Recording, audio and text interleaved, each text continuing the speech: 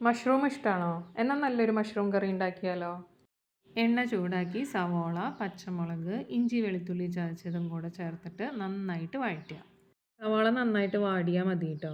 ഇനി ഇതിലേക്ക് ഒരു ഉരുളക്കിഴങ്ങ് കട്ട് ചെയ്തതും കൂടെ ചേർത്തിട്ട് ഒരു 3-4 മിനിറ്റ് നന്നായിട്ട് വഴറ്റുക. ഇതിലേക്ക് മഷ്റൂമും കൂടെ ചേർക്കുക. ഇതും കൂടെ ചേർത്തിട്ട് നന്നായിട്ട് വഴറ്റുക. ആവശ്യത്തിനുള്ള ഉപ്പ് ചേർത്ത് കൊടുക്കാം. പിന്നെ ഇത് ഒരുപാട് സ്പൈസി ആയിട്ടുള്ള ഒരു കറിയൊന്നുമല്ല കേട്ടോ. എരിവിന് വേണ്ടിയിട്ട് നമ്മളിതിലേക്ക് 1/2 ടീസ്പൂൺ കുരുമുളക് പൊടിയും 1/2 ടീസ്പൂൺ ചില്ലി ഫ്ലേക്സ് ആണ് ചേർക്കുന്നത്. അതും കൂടെ ചേർത്തിട്ട് നന്നായിട്ട് ഇളക്കുക.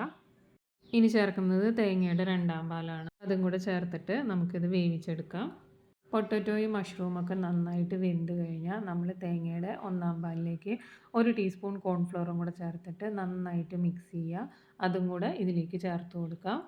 പിന്നെ ഇതിലേക്ക് ചേർക്കുന്നത് കുറച്ച് മല്ലിയിലയും കുറച്ച് ബേസിൽ ലീവ്സും ആണ്.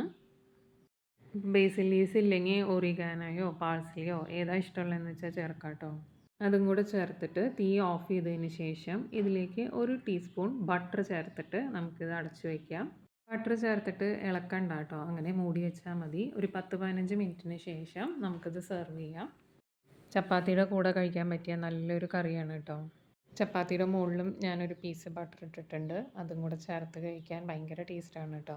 അപ്പോൾ എല്ലാവരും ട്രൈ ചെയ്യുക. താങ്ക്